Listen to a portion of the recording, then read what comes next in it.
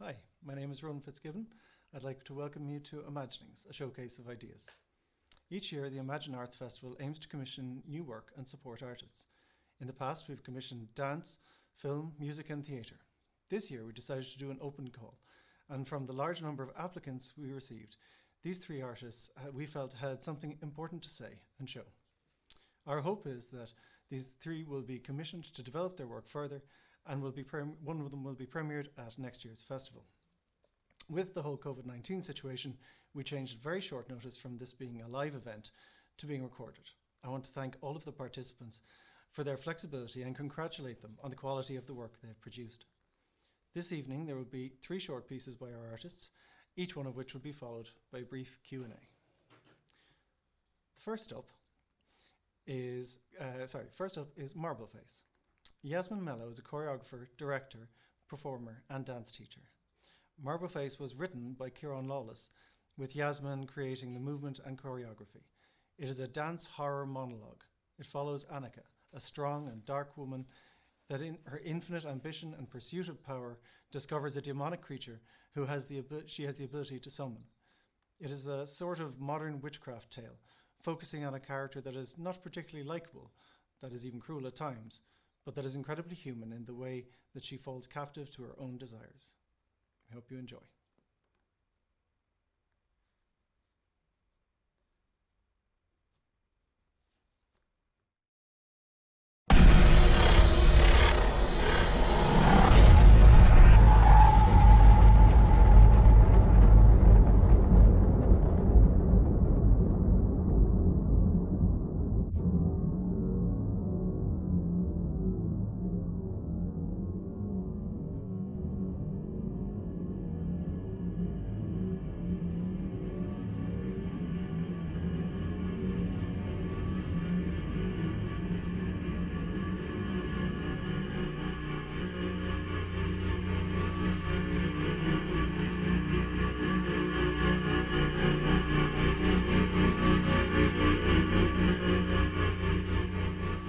Last Friday, I saw the creature for the first time.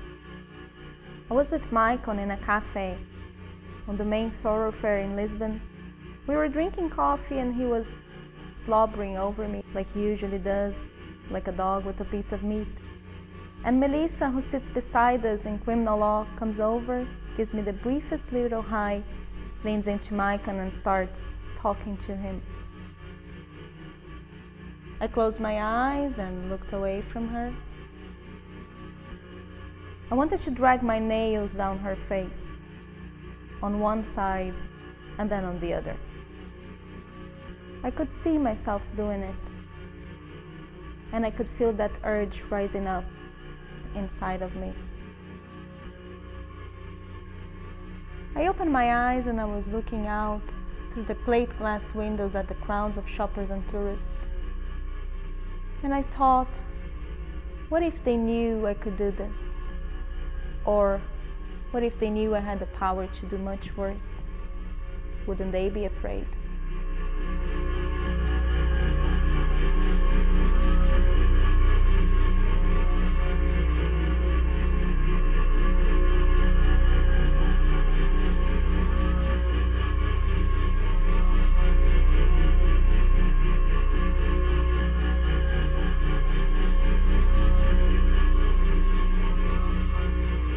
I was enjoying musing at the pain and torment I could inflict on Melissa when I saw something emerging, like a dark smudge, like a smoker's black cough coming out of the crowd and gliding up to the plate glass in front of me.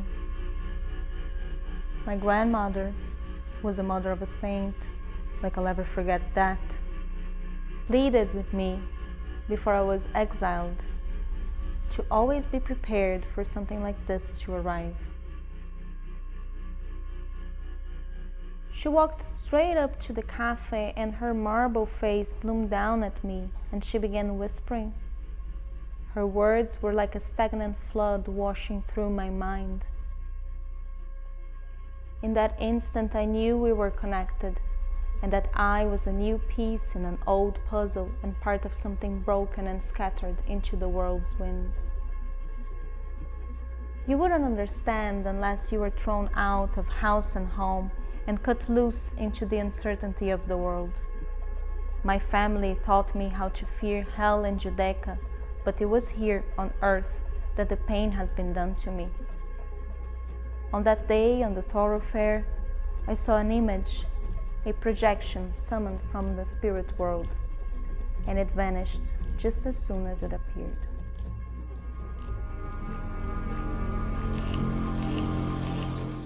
I was looking for a dream journal and I found this. It must have been my mother's mother's mother's. I can't let it dry if I want to open it. I need to keep it wet. If I let it dry, it will clump up like a hard rock of dumb and mute paper. I wondered what was in it. Were there recipes, accounts of life in Lisbon? Were there even incantations?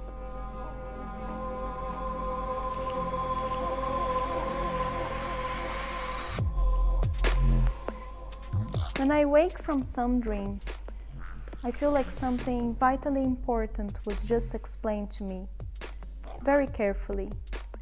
And for a moment, I understand, I really understand. Then it's gone and I'm on the edge of a deep well of mortal panic and I'm sleeping in. Then that goes too.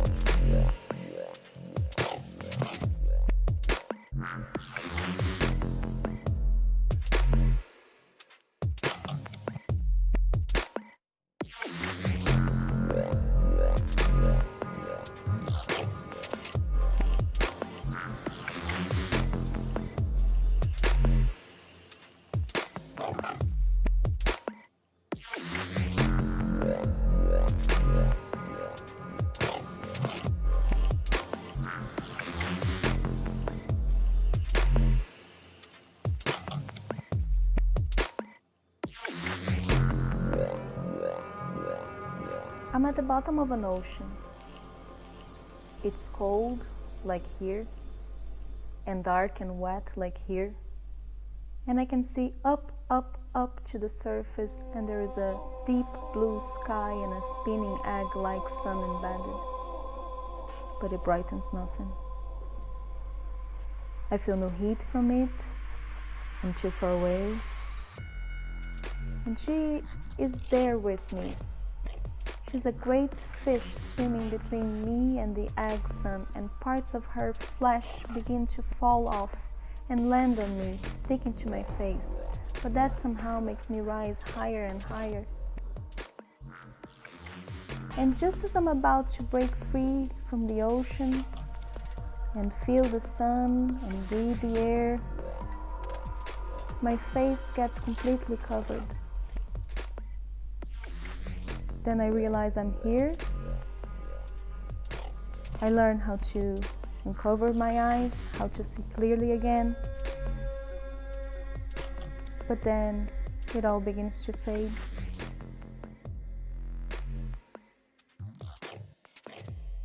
Maicon suggested I keep a dream journal. I've been telling him a little bit more about myself, but not that I was visited by the spirit of a demon.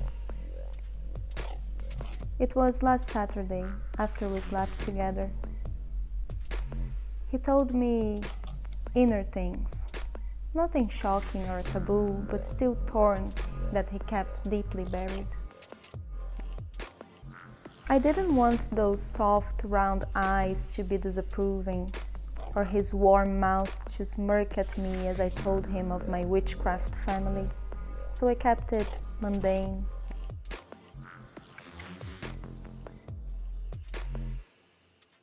The ritual is almost ready now. If you were here, you would feel it.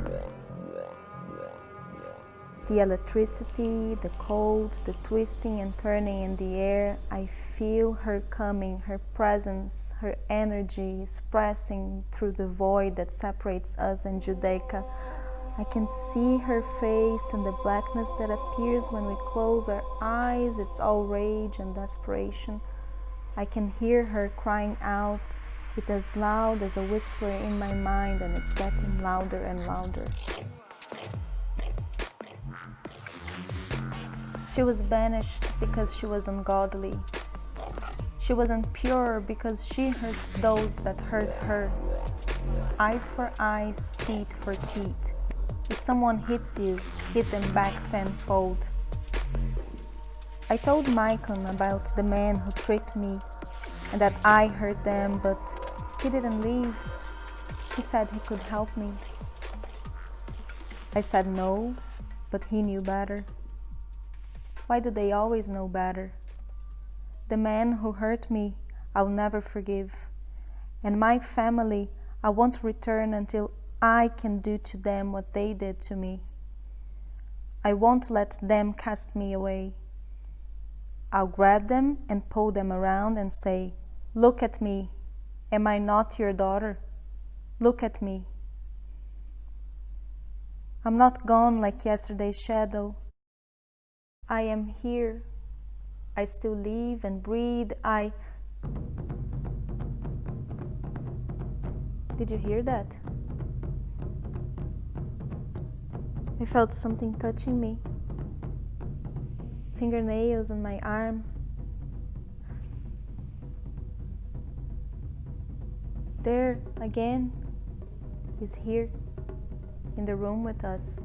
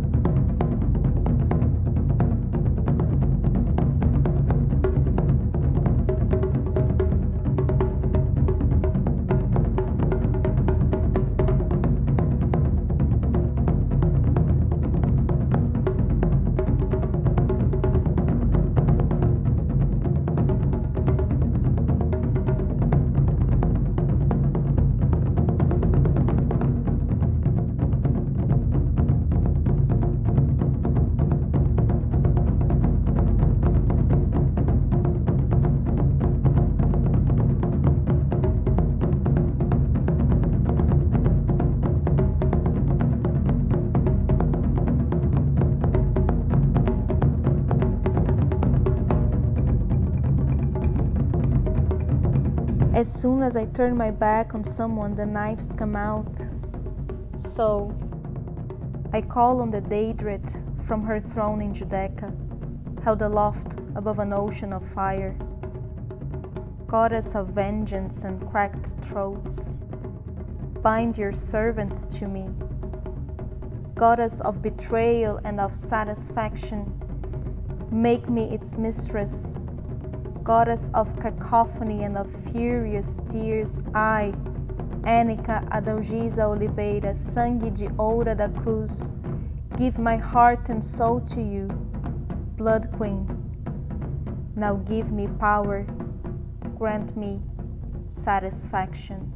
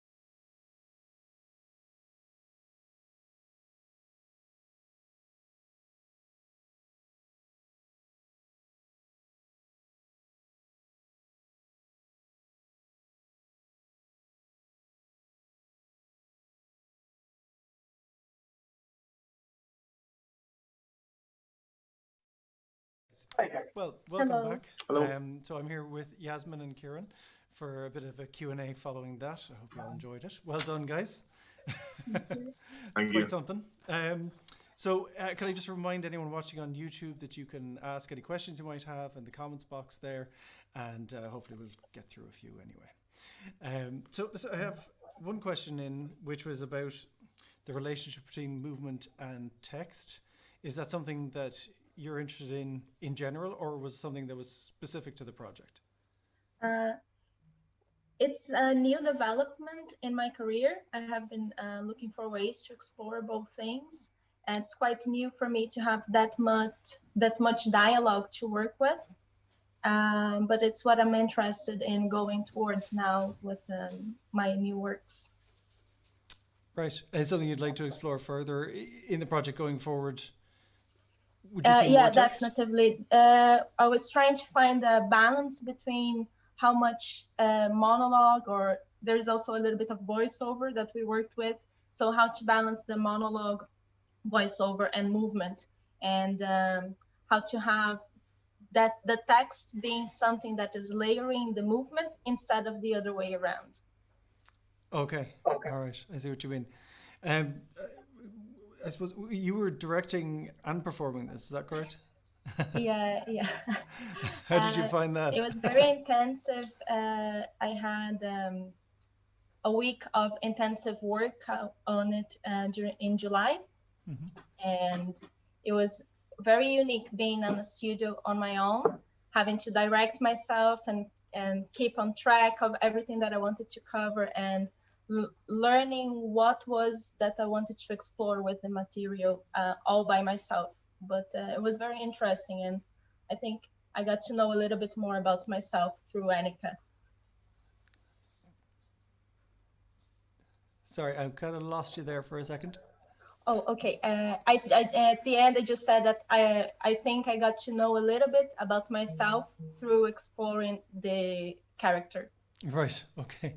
Is it a personal story? I mean, is it something that's been brewing in you for a while? It started like that. Yes, it was a moment where I was feeling a little bit overwhelmed when I first started working with the idea of doing a dance horror monologue. I I felt like I couldn't deal with my own emotions. And then I just saw this image in my head, and I started playing with the idea of having someone that just gives in to her most inner desires, Right. and it's not afraid of it. And then I also, over time, it developed into the desire to play a villain, someone that it's not a likable person, but that somehow you feel just interested in learning more about. Sure. Another question that's come in here is about the limitations and the restrictions of, I mean, I hardly want to say the word of COVID. How did you find those restrictions? I mean, and having to film it, did that maybe help? Did it free you up in a way, maybe?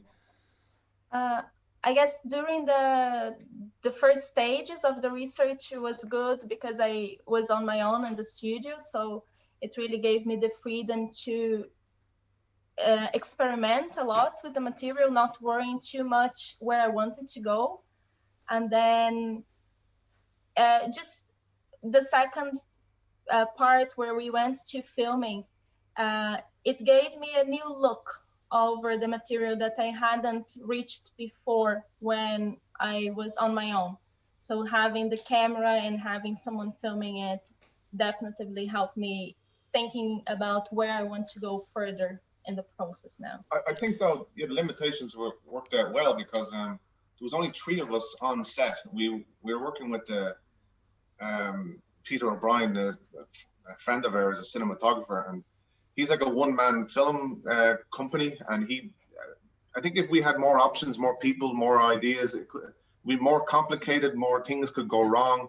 And I think we both really liked what we did a week and a half ago. We shot this, and we both really like it. And I think if we had everything, all our options are open to us, I think we could have overcomplicated it, and it would have been props and locations, and it would have been messy. But I think that the great thing about working with Yasmin is that I know if I write something that I think is kind of interesting, she will create a much more interesting movement and dance and expression, and the simplicity of the set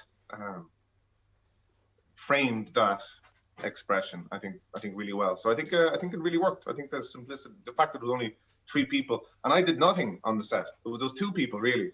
There was this Yasmin and the cinematographer and the cameraman. That was it. I think that really worked. Well, sometimes limitations can be freeing.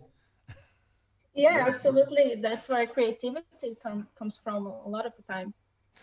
Super. Well, I guess we better move on now, guys. But thank you very much for sending that in. And thank you for the it was great. Really enjoyed it. Well done.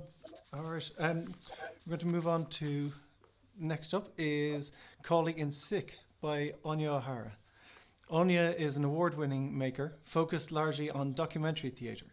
She's passionate about making provocative work for and about marginalised communities.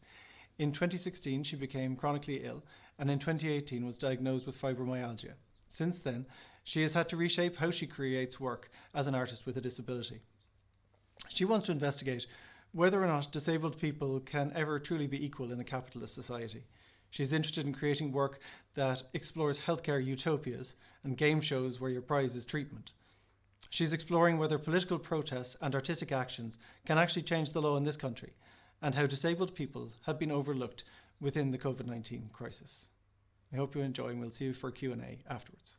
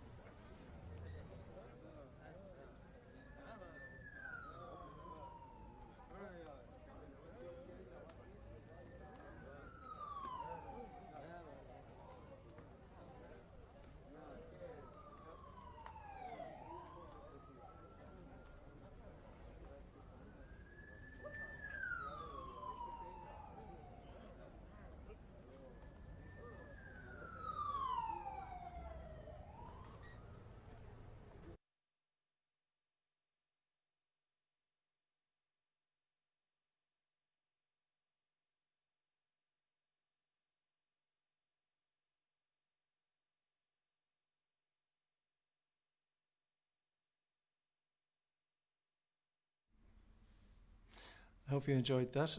I'm here with Aine to have a few questions from the audience. Just to remind you, if you do have any questions, you can put them in the comments box there on YouTube. Thank you very much and well done. Thank you for joining me. Thank you for having me. We have a few questions that have come in already. The first is about the experience of working with something that is personal to you, and what was that experience like in terms of minding something so personal? I suppose you definitely have to look after yourself and kind of try and separate as much as is possible kind of what you're creating from your own experience, because it can be very difficult when you're researching something like disability or accessibility especially. It can be easy to start spiraling, thinking about your own experiences. I suppose that I would set sort of definite hours where I'm working and try to always make sure to relax afterwards and to sort of unwind and separate myself from the subject a little bit, so that I could keep a work life balance and not get too caught up in it, I suppose. Yeah, it's a hard balancing act because you want to be true to your own experience but keep yourself safe as well. Yeah, it can be overwhelming, but I do also find it quite therapeutic, because I like to draw attention to subjects that aren't talked about that often, or that people might not know about. I find it really helpful, and I find art a really good way to kind of share information and make other people understand your experiences in a much clearer way than you could if you just sort of told them. Yeah. You're coming in through the side door sort of thing. Yeah, just sneak it in. Yeah. I have a question here about I suppose, where would you see the work being produced in future? Because obviously it's very kind of it's a very quiet, contemplative sort of piece. Yeah, absolutely. Well, I think it's important to say that this piece that I've presented here is a sort of section of a larger work. And I sort of see it sitting within a longer theatre piece that would sort of include dialogue and different sections like that. I really wanted to show this piece because I find that kind of monotonous ritual kind of movement very powerful within performance, and I think that it's a great way to get audiences to contemplate lived experience, especially lived experiences of pain or disability, or kind of dealing with the healthcare system. I suppose, to answer, I would see it within a larger theatrical piece. I'm a designer, and the two sets of chairs that are in the I designed them specifically for this, and I think that set design for me is a huge part of theatre and of performance. So I would love to see it in an actual theatre where I could take over the whole space and make everyone be in the waiting room, but we'll see. Yeah, I mean, it's certainly that kind of silence. It does very funny things to your own awareness of your own body when you're having to sit and you suddenly become aware of the weight of yourself and the feeling and discomforts and all that. So it's a great way of getting into it. Trying to make you all uncomfortable. Yeah, that's the aim of it. I just want to ask you as well about the relationship between the text and audio and performance and all that sort of stuff. You were saying that you would like to have dialogue if you were to expand it. How would you, even in terms of the piece that you just showed us there, if that was a live piece, how would you see the text interacting with the performance? I suppose I've been working a lot with different ways to have audiences in spaces, and I'm really interested in work where you're interacting with the audience. I would love a piece where kind of audiences are in the waiting room with me, and I speak to them both as a patient and sort of under the role of doctor or healthcare professional. I'm kind of trying to investigate ways that that can be a big installation where we're all sort of sitting together, and that the dialogue, which would be sort of planned and written, appears to be quite conversational, and I'm really interested in like one-to-one sort of interactions with audience members as part of the performance, I suppose. As a kind of immersive piece. Yeah. Super. Yeah, we have some comments here. People are very much enjoying the contrast of the feel of it with this bright colorscape that you're using. You know, it's kind of Kafka's Waiting Room or something. Yeah, I mean, like, I think because of my like design and art background, I kind of start looking at color and looking at like how I can get across the ideas, first of all with color and design, and then sort of like move to movement and dialogue and script after that. Like originally I was looking at like colors like green and those are kind of things that you typically think of, I suppose, when you think of like hospitals or waiting rooms. But this kind of bright, sort of like sickly, nauseating colors really ended up working much better for the piece. And I would love to like bring you into the actual space, but it is like when you're there, it's quite overpowering in the same way that like I have found, say, lots of Aine waiting rooms, doctors' waiting rooms. And I was trying to get across that kind of sort of the pain that the space puts on you, and like how like shocking and bright it often is, and how that can just make you feel much worse if you're coming into that space. Well, I think we have to knock it on the head there and move on to our last contributor. But thank you very much for sharing it with us and for taking part in the Q&A. Last up is Shannon O'Reilly. Shannon is a writer from Waterford and a two-time winner of the Sean Dunn Writers Award. In 2016, Shannon was chosen to take part in Ireland's Playwriting Festival Scripts. Since then, she's completed her Master's in Comparative Literature in Utrecht and is happy to be back living and writing in Ireland. The work you're about to see is called Dearest and explores the intimacy of connection within oneself and with others through the art of letter writing. Dearest explores the relationship a woman has with herself and others through a stream of diary entries and letters. Dearest explores what happens when a woman detaches herself from the internet and writes to the parts of herself that she would never share on screen. Enjoy.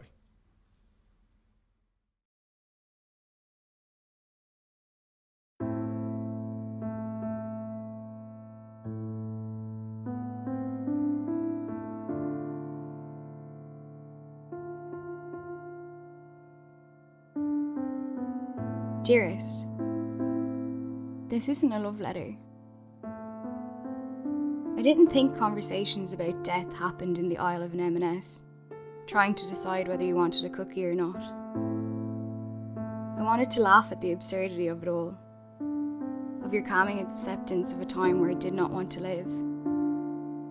My wrist held in the palm of your hand as you listened to the memories of myself I didn't recognise, of a person who had thought it might be easier not to live.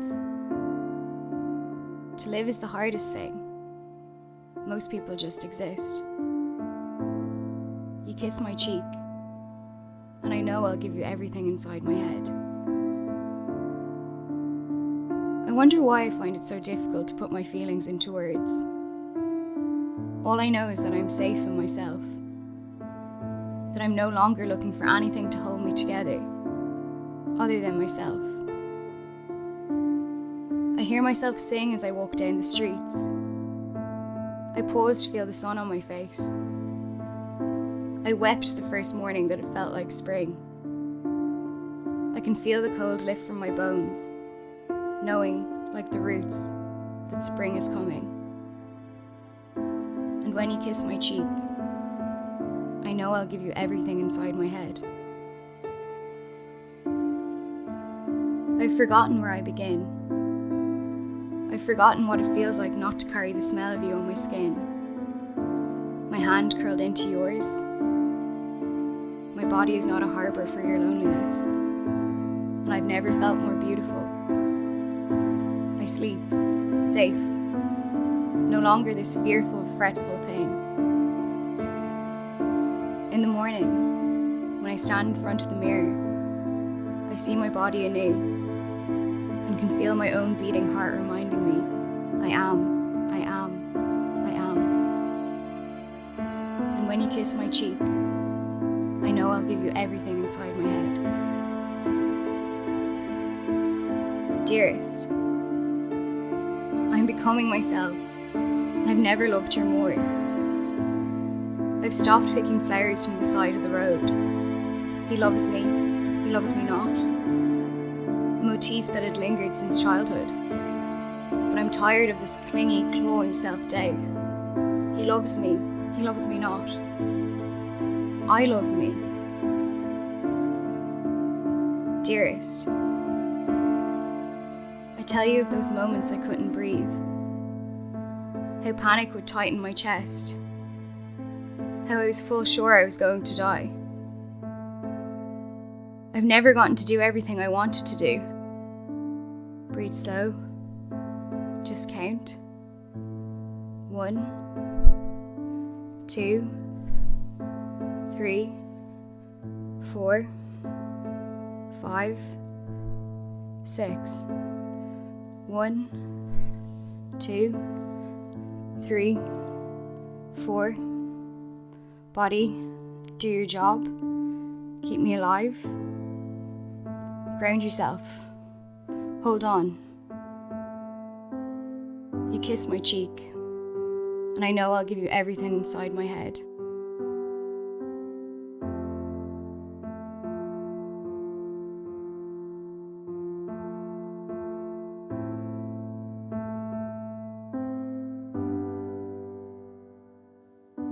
Hold on. Spring is coming.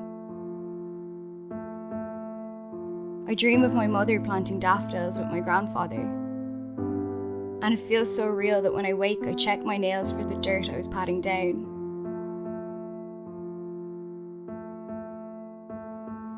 It is a wonder that I'm dreaming of flowers again, that I'm still alive and at home in myself.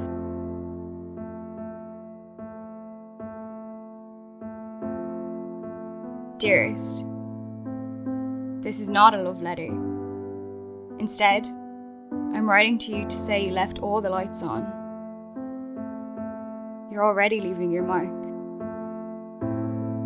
I love you. I'm glad you exist. Then you hung up the phone.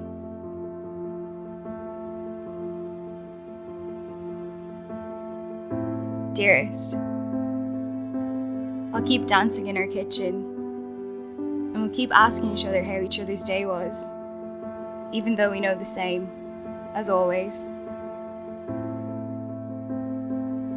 Stopping to feel the sun on my face, stopping to smell the freshness of summer in the air, cut grass, green elbows, fresh dirt, longer light, stopping for the smell of clothes drying on the line.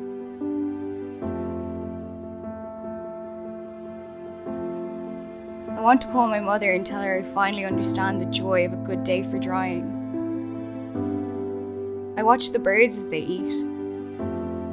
Wave the magpie away when it's singular. 1 for sorrow, 2 for joy. I wonder, have the birds become louder? Or do we just get to hear them more? I'm falling in love with these small miracles. Bird song, when there's orange juice in the fridge, laughter from the kitchen, your voice at the end of the phone.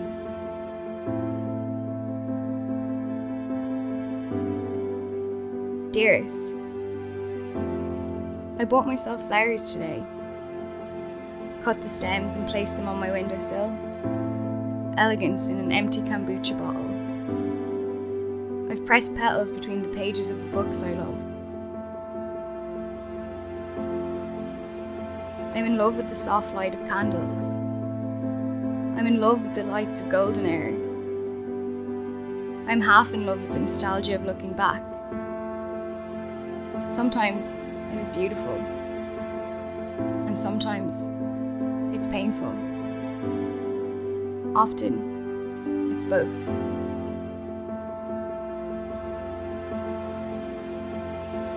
When I blow out the candles, I no longer make wishes. When I blow out the candles, I think about being woken up by the sunlight, knowing that there is still the promise of a new day. I wake to the nothing new, and the small miracle of orange juice in the fridge. Dearest, I'm writing you to say I love you. I'm glad you exist.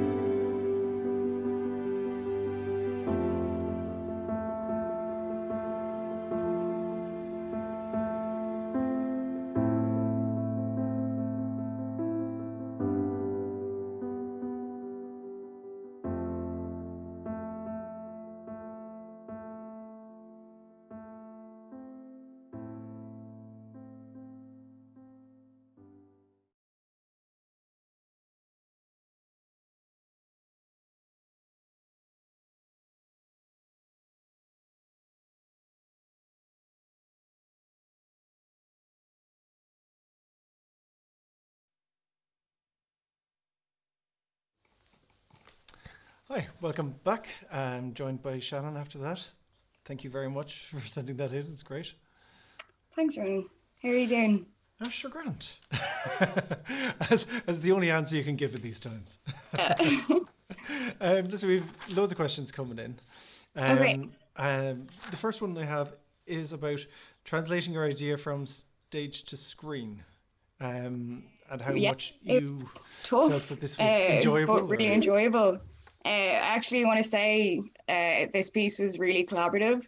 Hayley and Emma are part of this as much as I am, and it wouldn't have been possible without them. And the two of them are just fantastic to work with. And yeah, they made the transition really easy. But if I'd been by myself, I would have just been going nuts. But yeah, I didn't realize how difficult film was. I was like, yeah, we got this in the bag. And then I started and I was like, oh my God.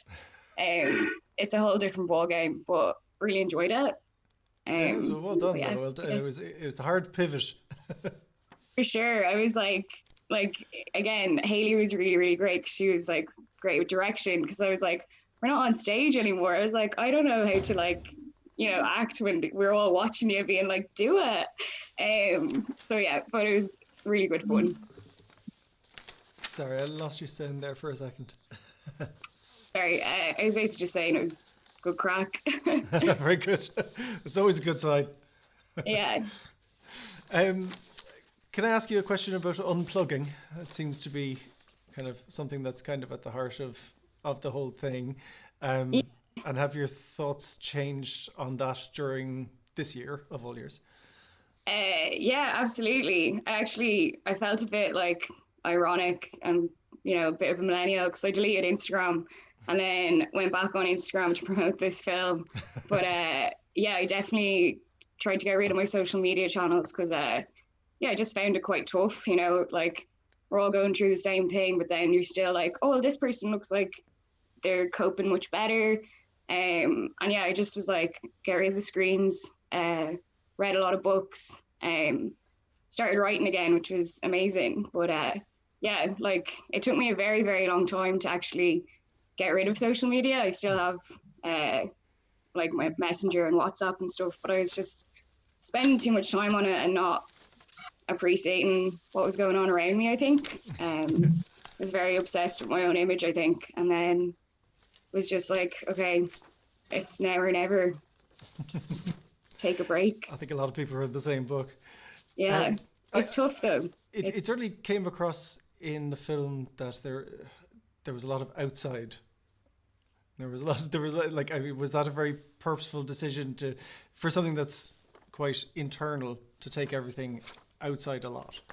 Yeah, I suppose that's like, I don't know, it's kind of funny when you write something that's all about how you feel in your head, but then again, how do you get outside of your head? Just go outdoors, I think, or write or read, but any form of escapism, I'm like, yeah, there.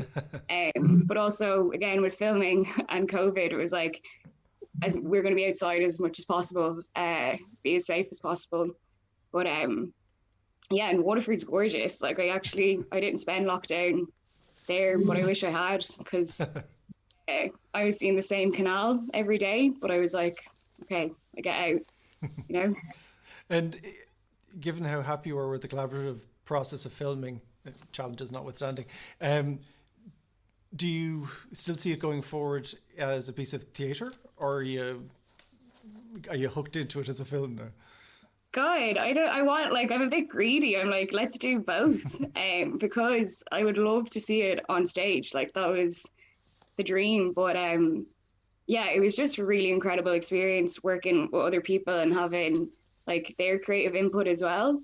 Because it just makes everything, I think, better when you have other people there, you know. But yeah, definitely greedy, because I want it to be on stage, but I'm also like, we could make a whole film. Like, there's so much in everyone's heads, you know, and I'm like, there's so much there to play with. So yeah, I'm going to be greedy and say both. And maybe a book and oh yeah, this is the whole thing. This is the this is it. Could I just ask, because it is such a free form sort of thing, is in the larger piece, is there more of a narrative arc? Yeah, see, that's something that was also an interesting experience. Like, this again is just like I suppose a preview of what would be to come, because it was like a 20-minute piece, and then that's an 8-minute film.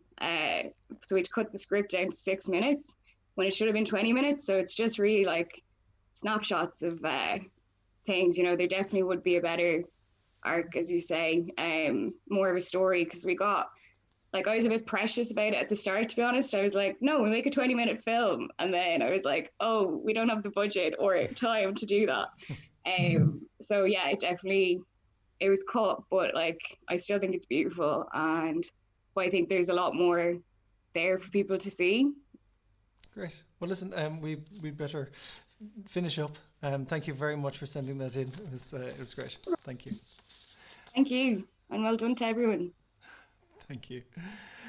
On behalf of the Imagine Arts Festival, I'd like to thank you for watching. I'd like to thank all our contributors for pivoting and sending in these videos, which I think were great. And I'd also like to thank our sponsors and, of course, the Arts Council and Waterford County Council and City Council for supporting the festival. Thank you very much, and good night.